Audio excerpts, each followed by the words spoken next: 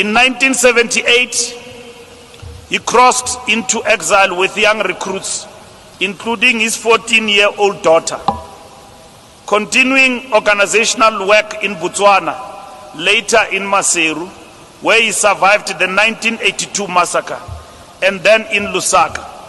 He died in Harare in 1989, before he could witness the hoisting of a flag he spent his life fighting for, heralding the dawn of freedom and the birth of a democratic state.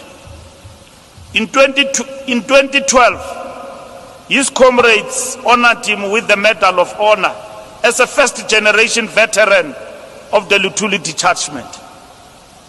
His return to the soil today is a covenant with those who walked the long road, whose blood nourished the tree of freedom, but never lived to witness its realization. We will remember and forever cherish his selfless sacrifice. Comrade